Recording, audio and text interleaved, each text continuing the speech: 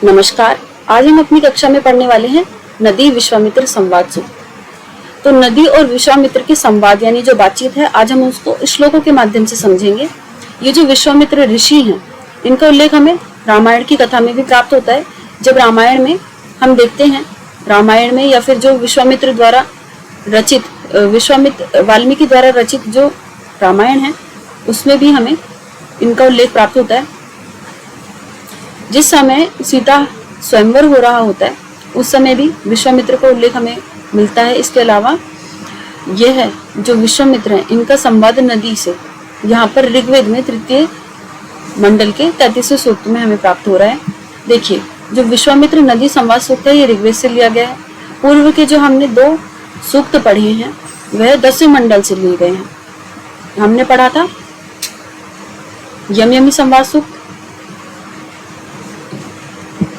यम yummy संवाद सूक्त, और पढ़ा था हमने पुरुरवा उर्वशी संवाद सूक्त, पुरुरवा उर्वशी संवाद सूक्त।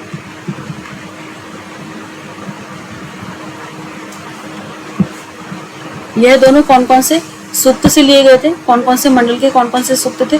तो देखिए, यम यमी संवाद सूक्त था 10वें मंडल का 10वां सूक्त, और जो पुरुरवा उर्वशी संवाद सूक्त था वह 10वें मंडल का 95वां सूक्त था।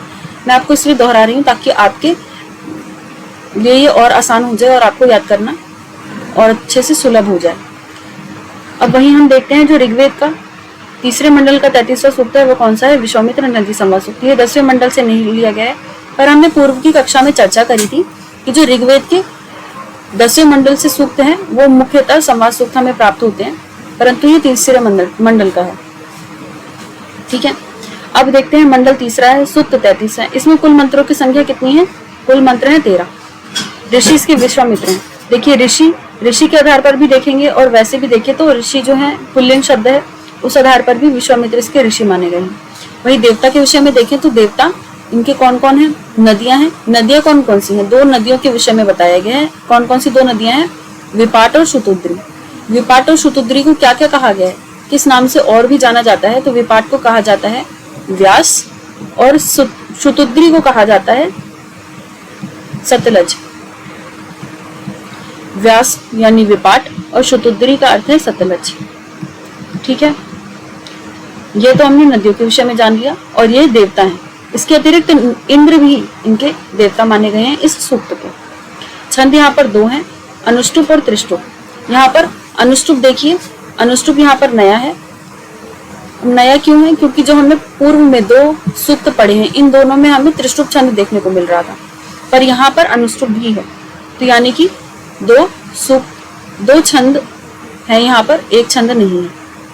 अब ऐसा भी माना जाता है कि ये जो अनुष्टुप छंद है, इसका जो अंतिम मंत्र है, जो आखिरी मंत्र है विश्वामित्र नदी संवाद सूक्त का, वह अंतिम मंत्र अनुष्टुप छंद में रचित है।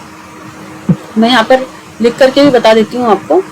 यह अंतिम जो मंत्र है, यानी कि जो 13वां मंत्र है, अंतिम मंत्र यानी 13वां मंत्र, वह अनुष्टुप छंद में रचित है। इसके अलावा ऋषि देखें और नदी। अब ये क्यों लिखा हुआ है, इसको थोड़ा और सरल करते हैं। ये इसलिए लिखा हुआ है कि कौन कौन से मंत्रों में किस किस द्वारा संवाद हुआ है। जैसे जो ऋषि हैं यानी जो विश्वामित्र हैं, उन्होंने पहले, दूसरे, तीसरे, 5वें, 7वें, 9वें और 11वें इन मंत्रों में ऋषि यानी विश्वामित्र द्वारा संवाद किया गया है।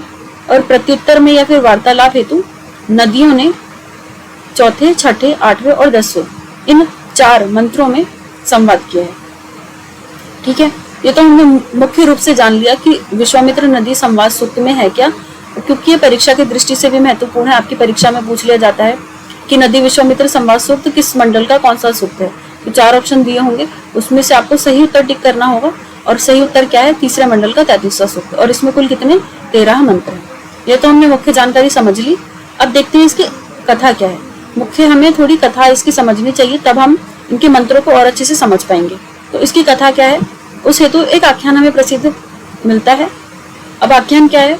विश्वामित्र ऋषि हैं, जो कि सुदास नामक एक राजा हैं, उनके पुरोहित हैं। अब पुरोहित का कार्य क्या होता है? पौरोहित्य करना, पंडिताई करना, पूजा पाठ इत्यादि करना।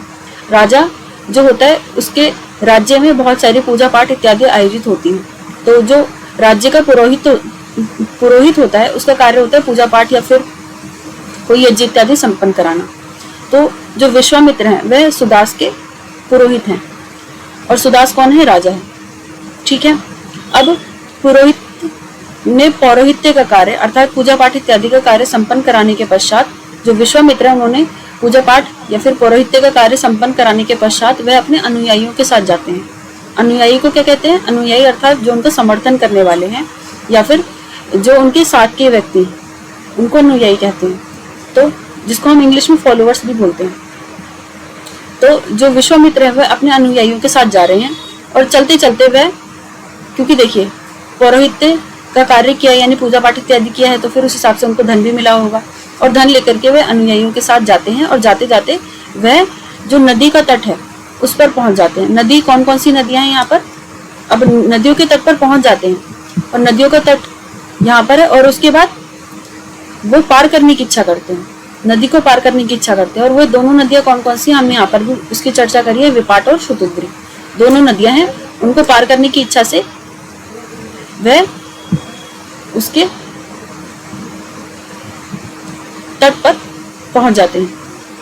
अब जो नदी है, नदी का जल क्या है? उफनता हुआ है, और उसका जो जल है वो बहुत उफन रहा है, इस कारण